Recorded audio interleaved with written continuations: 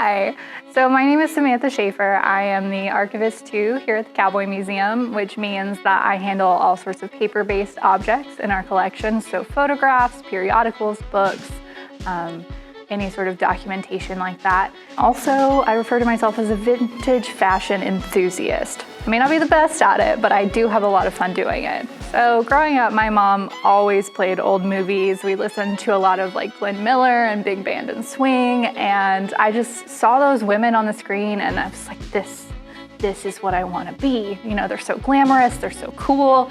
I love a good themed outfit. So I've been wearing vintage for about 10 years now, but off and on for about 15. And just kind of this culmination of all these glamorous women I saw that I was like, I want to do that. So my number one thing is know your measurements.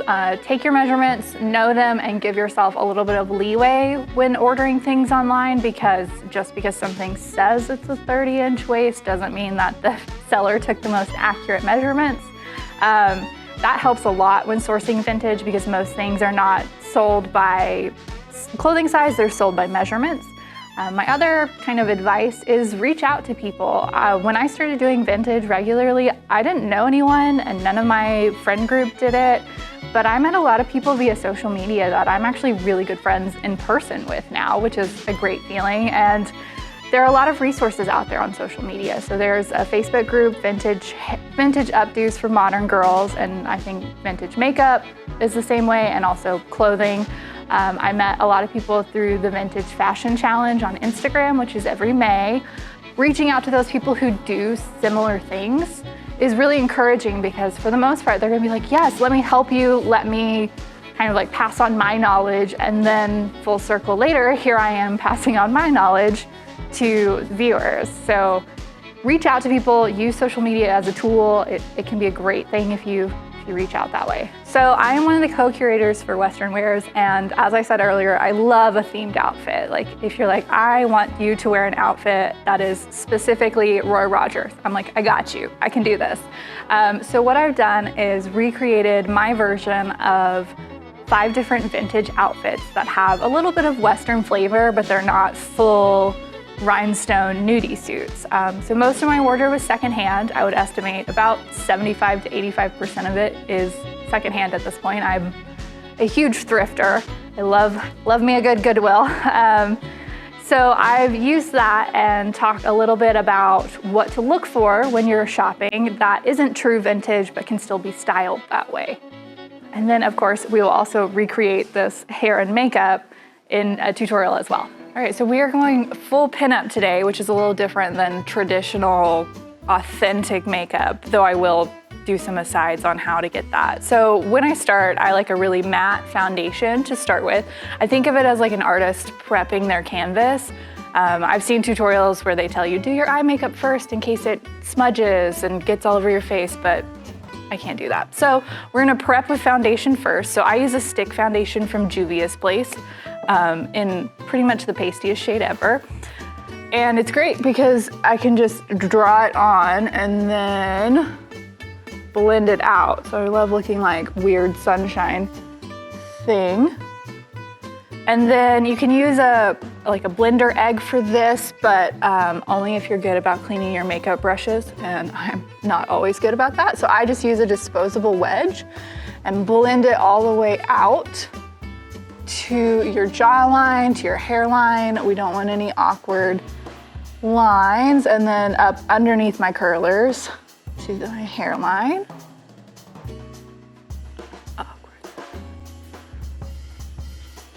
And so if there are places that I need concealer, I'll go back and get them in a minute. I also run foundation over my lips to give a good base for a lipstick later. Gives you a nice ghost look while you're getting ready. But I found it helps hold your red lipstick in place a little longer, which is handy when it's a long day. So once I have my foundation in, I move on to concealer because World's Worst Dark Circles here. So I'm using a Benefit Boing Industrial Strength Concealer, and it does live up to the name, let you know. So you can use your finger or a concealer brush. I would recommend using your ring finger because it's the least amount of pressure. And then that you won't flake as much. So usually I hit any spots I might have, under eyes, usually my nose because allergy season means I look like Rudolph. And just very lightly tap. I don't cake it on because that makes it, I've found, flake faster. So once that's done, your canvas is prepped, so to speak, to keep on the art terms. So I always start with my eyes and then kind of work my way out to a full face, because the eyes, how much color I use, how dark or light they are will affect my like lipstick and blush choices. So since I'm doing a full eye look, I always prep with some sort of eye primer. So I'm using one by NYX right now, which is a great drugstore brand. And that just helps keep all your eyeshadow and whatnot in place throughout the day. So I just tap a little on there and then spread it all the way up to your eyebrows, all the way out past the end of my eyebrows into my inner eye corners. Just anywhere I think there might be makeup. And then while it's drying, I do my eyebrows. So for a 1940s look, which is my preference, you want a really strong brow. I always think about, you know, like Betty Davis and Lauren Bacall with these very like arched eyebrows. Thankfully mine do that naturally, so I don't have to do a lot with them. I fill it in a little bit just so it is as strong as I would like. So I'm using just a brown eye pencil just to kind of get that in. I have a scar through one eyebrow right here. So I definitely need to fill in where that is, and then I extend just a little bit because 40s brows do have that very long arch. So once that's done, I take a little brow gel just to kind of hold it all in place. So I'm using one by Makeup Revolution. I got it at Target. I'm not always highbrow with my makeup. And that just helps, especially like I said, where that scar is, to keep it in place. Keep them looking full.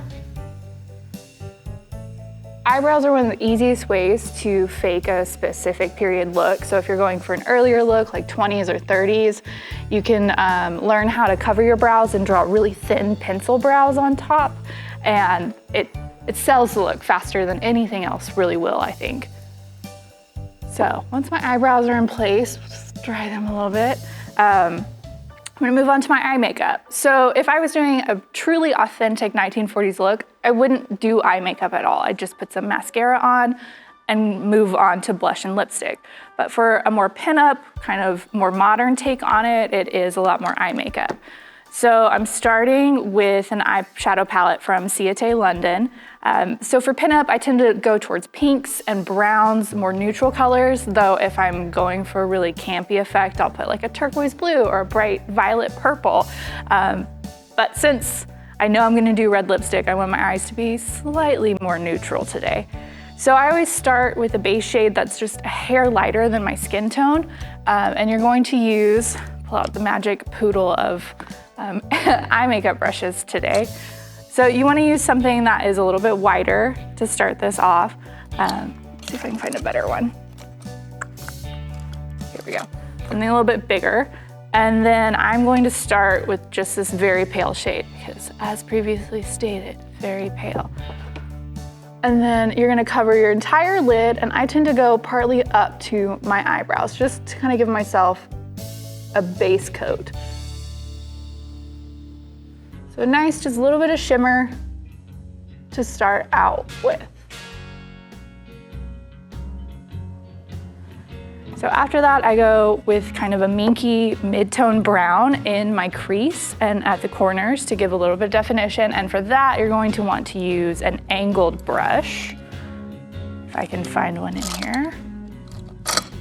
And one that's a little bit fuller, not necessarily an eyeliner brush, so one kind of like this. So I think for this one, I'm going to use this tone here because I'm feeling the shimmer today. So I just basically follow the shape of my eye. I can already kind of see where a natural shadow is created and just make that a little bit darker. So So I always start at the outside corner and work my way in, because you're gonna want more shadow on the outside. And it's easier to kind of control how far in you wanna go working from that. And the high point of the angle is on the outside of your eye. So we'll do the other one now.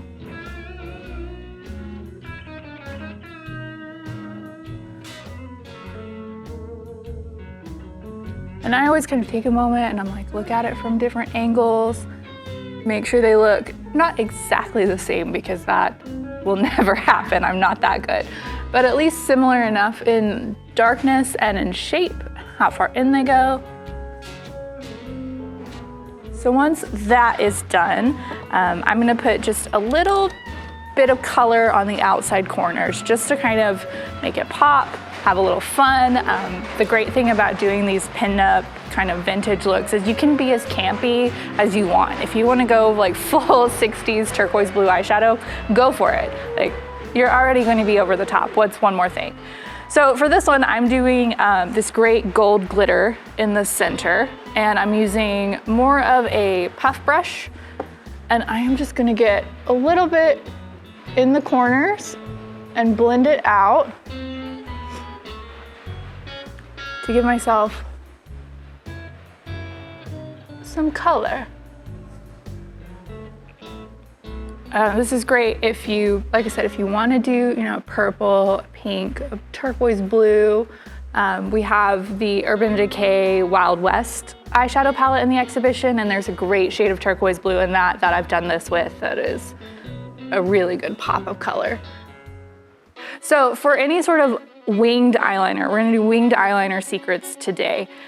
So I sometimes do a liquid liner, which is great if you're in a hurry because you can just one continuous line and go. Sometimes if I want something a little bit softer, not quite as like solid black line, I will actually create it out of colors in my eyeshadow palette, which is what we're gonna do today. So you're going to want another angled brush, but you want this one to be much thinner, so you can get a much sharper line out of it. So what I'm gonna do, get some color on there, and I make sure I get it on both sides of the brush because I will twist my wrist as I do it. So the secret to any sort of eyeliner I found is to stabilize yourself. So I will balance an elbow on my dresser, my table, wherever I'm doing my makeup, or if I don't have that available, I will actually balance the heel of my hand against my chin.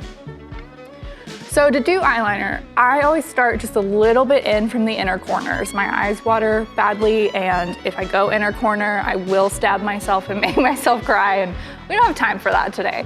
So starting in, and you can see where I'm using my face to kind of stabilize myself, and I will just start, and I don't try to do one continuous line because then your hand starts to shake or you sneeze in the middle of it and then you have an awkward line going up your eyeball, and you want to do short strokes, kind of hugging your lash line until you get almost to your outside corner. And then, it took me years to learn this, so I'm telling you secrets here. I hope you appreciate them. When you're doing your wing, don't start from the inside of your eye, start from the outside, because that guarantees it's exactly how far out you want to go and you don't end up with, you know, full Cleopatra out to your temples. So I'm gonna put a little bit more shadow on my brush, and then I'm gonna go out, and again, I use my pinky to stabilize myself against my own face, and fill in.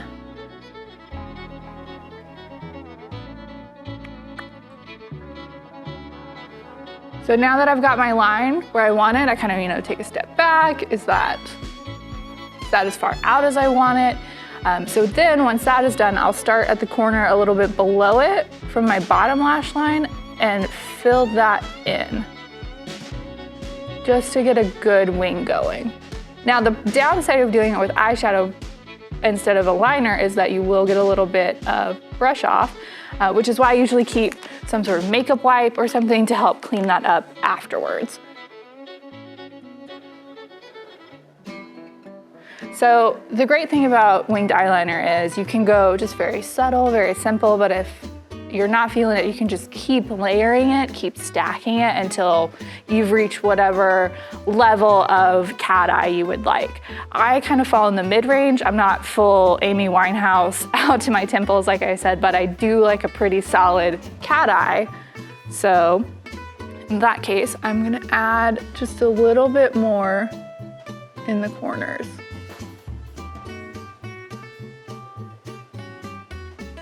So once that's done, it's time for the other eye. And again, they're not going to be exactly the same. Your eye shape is going to be a little bit different from eye to eye, so you're not going to have a fully symmetrical look, and that is okay. I don't know if anyone's ever told you that, but it is okay. So, same trick there. Start from your inside and work almost to the edge.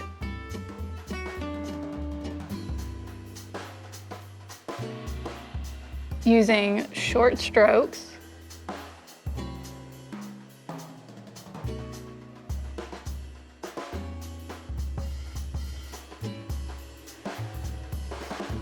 Layer up again, and then start from the outside and work your way in. And do the bottom.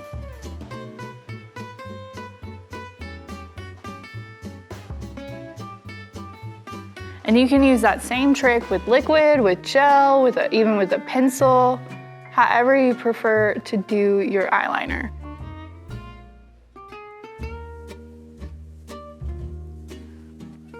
So usually at this point, I take a step back, let it set for a moment if I'm doing liquid, and then kind of, make sure, does it look balanced? Does it look at least similar?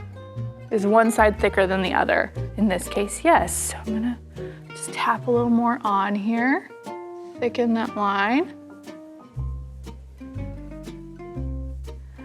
So when you're doing liquid eyeliner, don't close your eye to do it, because that is not how it's going to look when your eye is open, and that is how people will generally see you, as eyes open.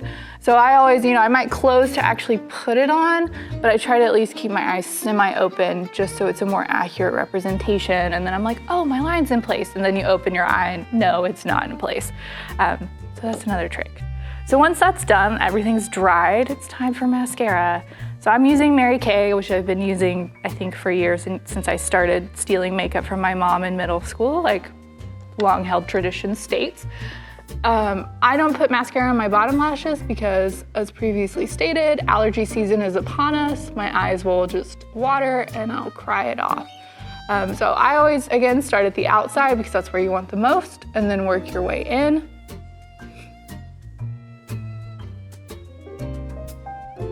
Usually give a little wiggle at the base. And now time for the other eye. You don't want to pump your mascara on, you always want to twist. If you pump it, you get air in the mascara tube and it will dry out faster. Another tip I've learned. Outside.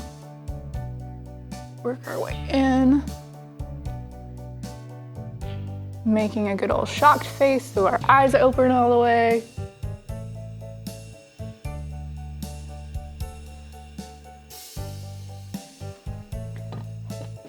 And again, once that's done, just let it dry for a moment. Get the good blink going, because I haven't worn mascara in like 100 years, it feels like. Okay, so once our eyes are done, time to finish out the face. So I usually do blush, and then if I was getting ready for an event or to go to work, go out with friends, I wouldn't put my lipstick on until I was fully dressed, because nothing sucks worse than putting on a white t-shirt after you put your lipstick on and then having a red smear right across the neckline. Cannot tell you how many times I've done that, and on a vintage dress that you can't just throw in the washing machine, that's a problem. I'm not prepared to do laundry today. So if this was a normal circumstance, we wouldn't be doing lipstick quite yet, but since we're filming, thankfully, I don't have to worry about that, so lipstick will happen. So once my my eyes are done, we're gonna do cheeks. Now, I can't contour. I'll just admit it. It's a lack. Contour and false eyelashes are the two makeup things I cannot do. So you won't be getting that today. I usually contour, so to speak, or create cheekbones with where I place my blush. So for a true 40s look, your blush isn't necessarily on the apples of your cheeks. It's actually gonna be a little bit further back towards your temples, And that will help kind of create cheekbones in a way that modern contouring does. So I like a good peachy blush. I've been using this NARS one probably for like 3 years now, and it's well worth the investment. You can see I've worn it down to the pan, so you know it's good. And I use kind of a bigger cheek brush. Tap a little off. And then, like I said, I started my cheekbone, kind of use my eyeliner as a guide and work my way upwards. So that kind of creates what a contour would do, but one less step in my makeup process.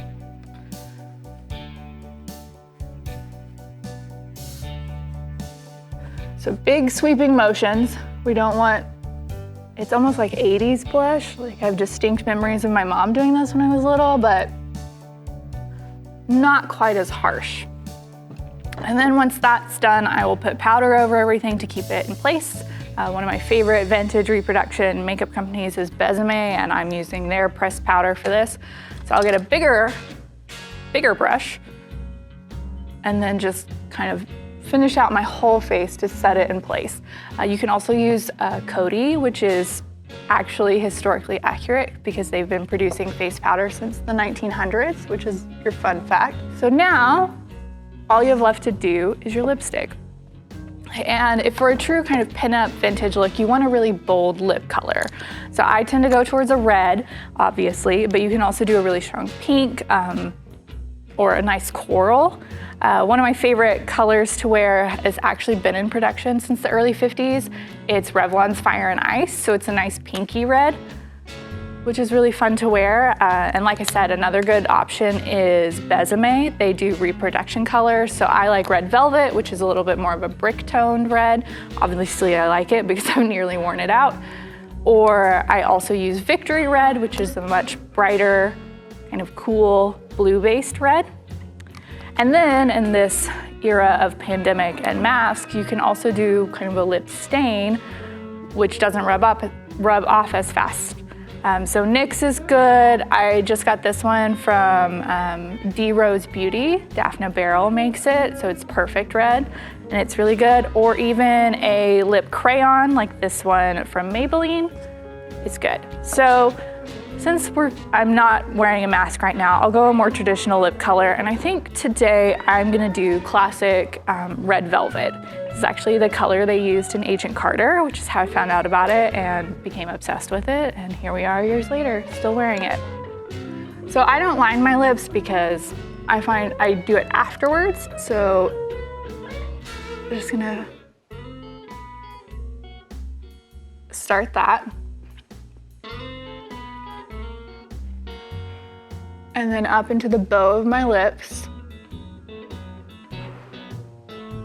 So it's a nice darker red, not quite as bright necessarily.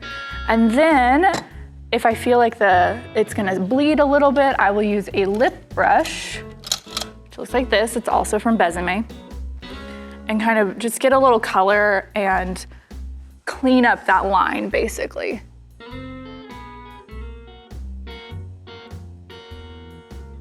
It's usually in the corners of my mouth.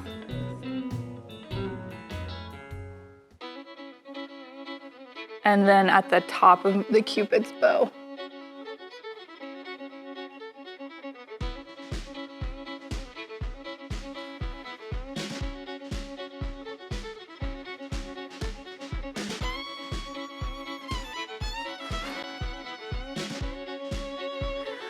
So nearly done. Kind of let my lipstick set. Normally at this point I would blot it a little bit with a tissue, whatnot, and then I usually give it a dusting of a setting powder to help it last all day.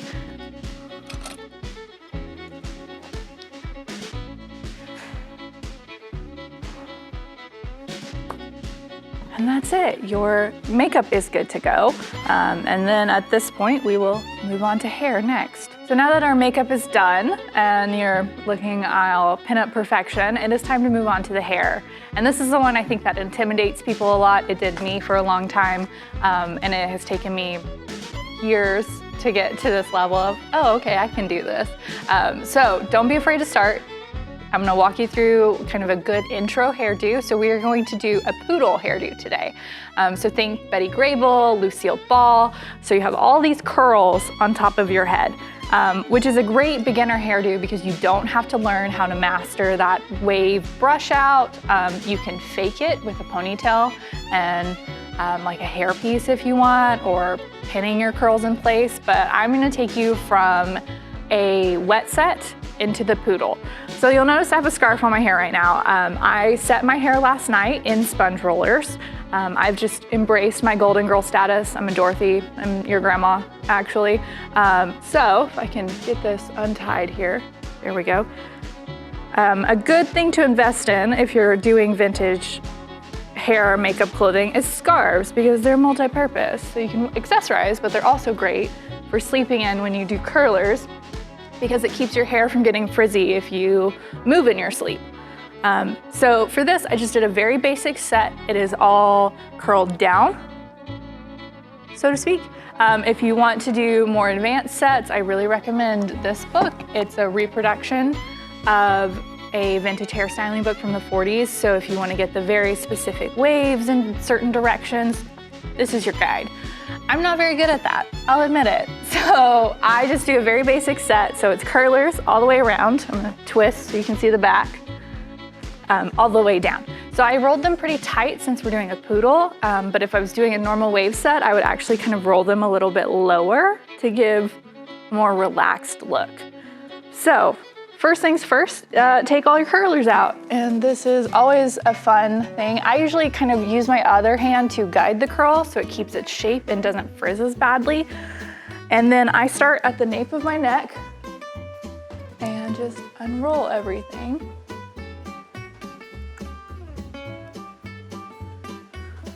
And you wanna use about inch-wide sections when you roll your hair. And make sure when you roll it that your hair is damp, not wet, because it will never dry if it is sopping wet.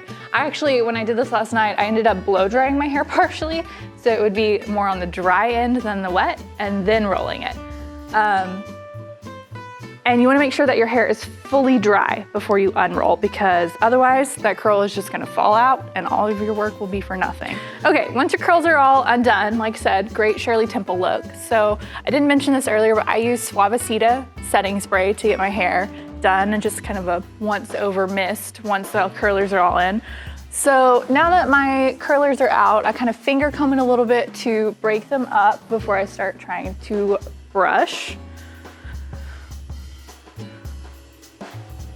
So very, very Shirley Temple. So there are several phases to doing vintage hair. 1, Shirley Temple. 2, the afro when you're starting the brush out. And then the thing is, keep brushing.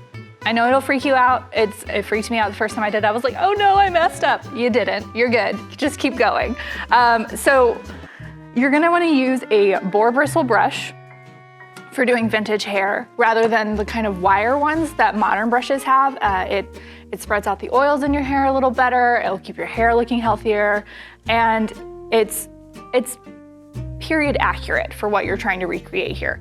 So if I was doing a full brush out, I would worry more about the shaping and whatnot, but since I'm doing a poodle and it's all going to go up, you're going to just brush to kind of relax and shape the curls some, but you can finish shaping once you've pinned them in place. So for brushing out vintage hair, the secret is to brush against your hand. You're gonna brush from under, not from over. So normally, day-to-day brushing your hair, you brush like this, which is fine when you don't have this situation going on. But when you brush over on curls like these, it just makes them frizz worse. So you're gonna wanna brush from under and against your hand. So half the time, what I end up doing is kind of holding the end and then brushing against my thumb. So for a poodle, you're just gonna kind of relax the curls some. And I always brush, like I said, from under, from the lower part. I might brush from the top just to kind of break it, but that final brush should always be from under. Now we're in the afro stage. We're starting to really get kind of big and crazy. So I also recommend having a teasing brush around or bristle as well. It really helps if you're going to shape individual curls. You can use either the pointed end to kind of wrap them around to get in place, or the brush end to do a more narrow singular curl. So for doing a poodle, now that we're in our afro stage and it's all crazy, you're going to twist and pin up. So normally if you're pulling your hair in a bun or something, you want the bun to be towards the back of your head. The poodle's the opposite. You want it to be almost over your forehead. That'll give you that good curl shape, and trust me, you will have plenty of curl to fill out the rest of your head. So just like rolling it, you're gonna take it in sections. So I always start, my ear is here. I kind of use that as a guideline, draw a line up and get that front section and start with that. So half the time I will use a clip and kind of clip that back so I can brush this into shape before I pin it up. So brush it against your hand again to kind of shape that curl better, and like, look at how pretty that is. So then what you do is I always pull it out and then back, and then I kind of put a finger in place like I'm doing a roll almost and twist it forward. And then this is where your giant stash of bobby pins should be happening. I kind of almost pin it exactly over my part line. And like I said, it's gonna go over into your forehead, and like, yes, it looks a little frizzy right now. We're gonna fix that later. And then I will take my teasing brush and kind of smooth out that roll. So after that, we're gonna do the same thing on the other side of your head. Again, part right at your ear. Clip the side back. Smooth out your curl a little bit.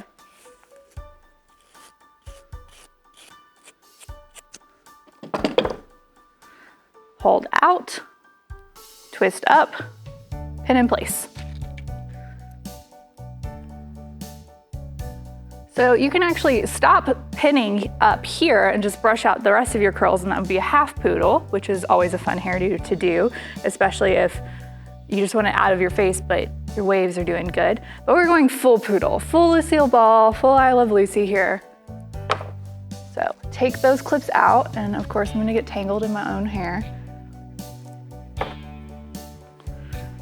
So then, again, just like we rolled, you're going to section off part of it, and then ease those curls a little bit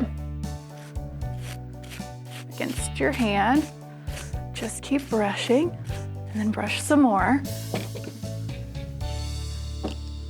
I will even use the teasing brush if I feel like it's not getting in there tight enough. And then you're gonna basically hold it out from your head. And I always kind of like have a finger in there to smooth it and twist it. Same thing, twist and pin. You kind of want to stack it on top of what you've already pinned so you get a full shape. And then the same thing on the other side. Split some off. Brush it out.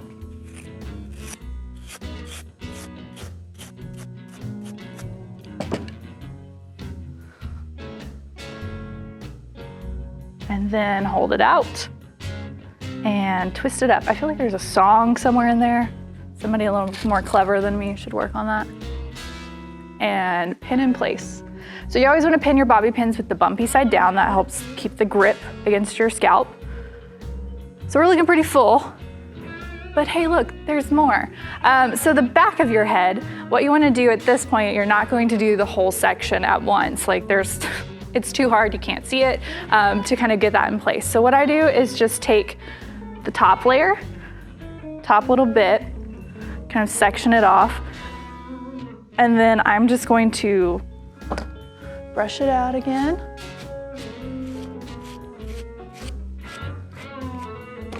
And then I almost just go straight up with it. I don't worry about twisting as much. And then, like I said, just kind of fill in where it's not looking as full and pin in place. You're gonna go back and kind of calm some of the curls down later. So if it looks a little wild right now, Okay, we're gonna get there. There we go. So then for your bottom layer, what I like to do once the curl is brushed out, get rid of some of the frizz.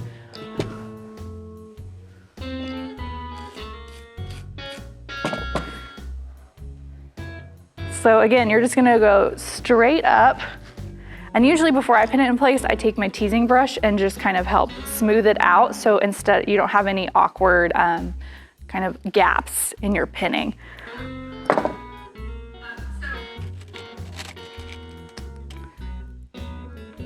All the bobby pins here. So when you're pinning, you want to pin kind of right as tight as you can underneath the curl, and then you can fluff the curl back out so your bobby pins aren't quite as visible.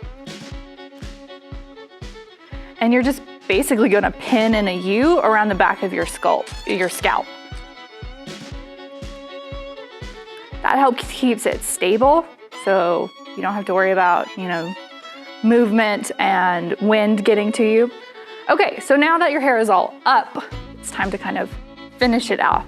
So I have, awkward frizzies everywhere. So I will take my brush and just kind of very gently shape them a little bit, or if they're not cooperating, almost just like tuck them in the mass of curls and be like, can't see it, it's not a problem.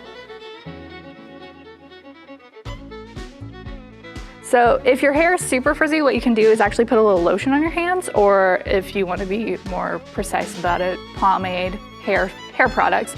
I just use lotion at home because that's usually what I have, and that will help kind of smooth your frizz out.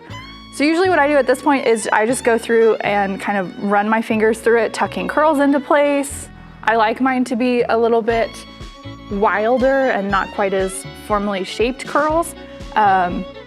I think that looks more 40s accurate. And then you're gonna take your teasing brush and kind of smooth out the sides and pin those into place.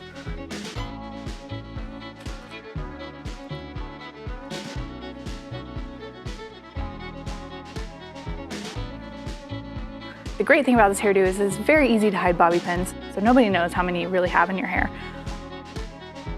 Also, it's big because it's full of secrets.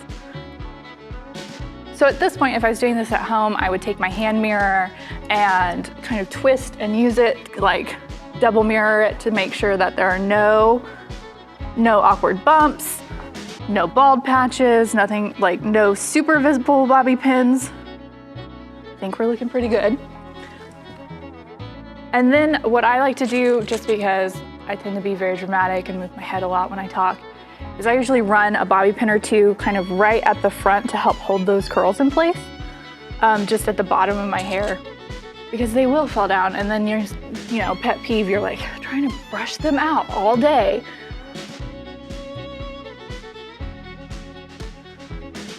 And that's it.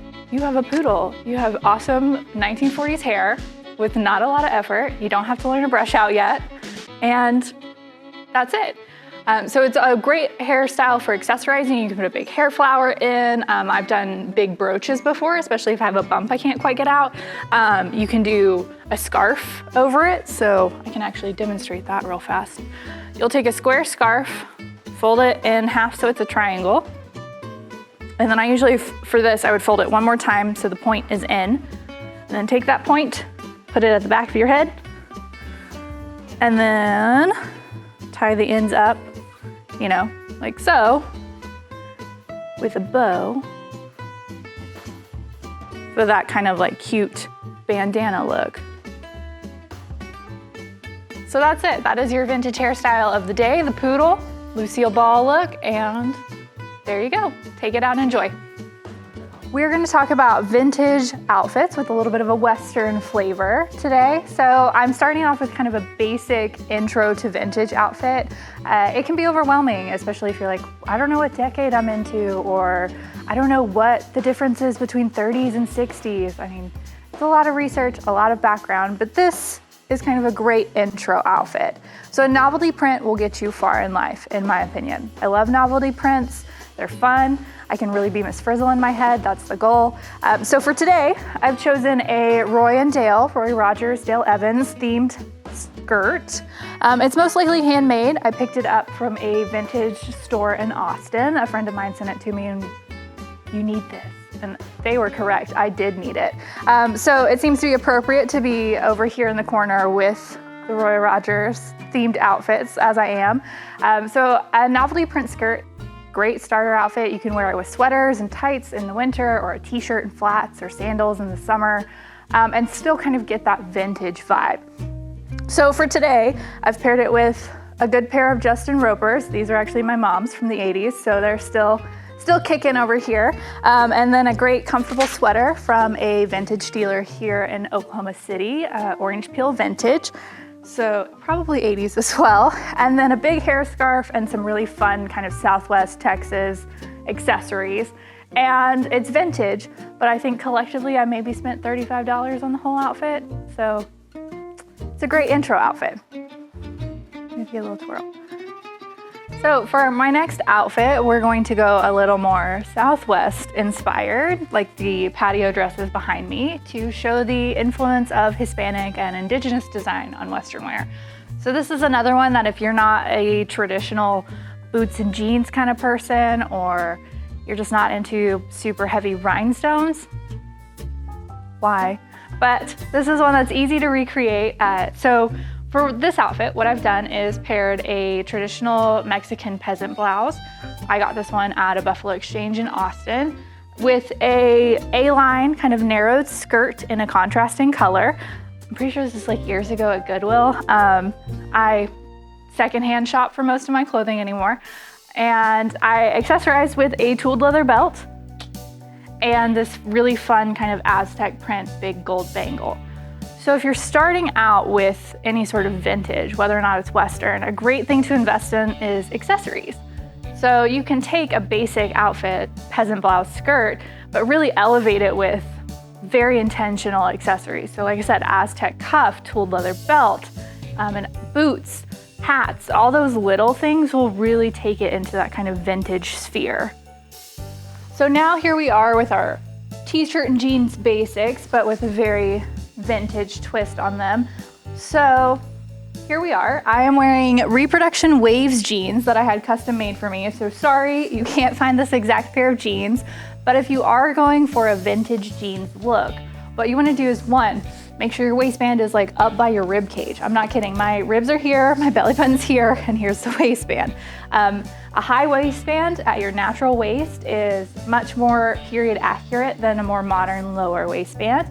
You want a wide, straight leg, so just all the way down. You don't want it to flare unless you're going into a very 60s, 70s look, and then if that is the case, go for it. And you want to cuff them. That looks very 30s, 40s. You can see several examples throughout the exhibition of people doing this, especially like teenagers at a rodeo. And it just looks a little more intentional. And by doing that, even if they're modern jeans, you can look vintage in how you style them. So for me today with my jeans, I have on a vintage short sleeve sweater. I picked these up at thrift stores, like $4 a pop or something. I have them in every color of the rainbow. It looks, again, a little more vintage than just a plain t-shirt. And one of my greatest finds, I got this at a secondhand clothing store in Wheeler, Texas. It is a joke, my old guy, because it's literally Guy is his name, chain stitch jacket. So it's a 1950s Lee Rough Riders jacket, and the back is chain stitched as well. I feel like I should hair it like that. So any sort of chain stitching, names, I've seen brands done before, kind of is very much a Western hallmark. So I've paired it today with a desert themed scarf that has an Arizona theme. So men and women both would wear scarves. We've got, again, great examples in photographs here. And it adds just kind of a fun pop of color. And then I'm also wearing big Bakelite hoops, which Bakelite is an early plastic from the 30s and 40s. And that's a good way to add, like I said, a little bit of vintage without having to go full out. All right, so for this outfit, we're going to slightly more professional, and it is honestly a straight recreation of the photo behind me. I saw this photo at work a couple years ago and immediately said, is this me? Is this my outfit? Because the answer is yes. I love a good 49er jacket, which is what this is. So Pendleton originated them, but a lot of brands did knockoffs, so this is actually a knockoff brand. And they're very Northwest. So outside our normal cowboy realm, but still similar enough that it's comfortable to do. So 49er jackets are boxy wool jackets. They have these big patch pockets, which are great. You can like fit snacks in them, a phone, really handy these days. And it's gonna be a loose cut, kind of similar to a men's cut jacket. And the originals had abalone shell buttons, but this is, like I said, a knockoff, so we don't have that. So much like Alice behind me in the photo, I've paired it with a comfortable sweater and a nice pair of slacks, and I did my boots today. And then a good pair of sunglasses will get you far in life, and a nice little 1940s vintage purse with a big lucite horseshoe on it. So to recreate this outfit, I look for 49er jackets on eBay. That's where I've gotten 90% of mine, and I have them in every color of the rainbow at this point. That's where I got this one. My purse is also from eBay.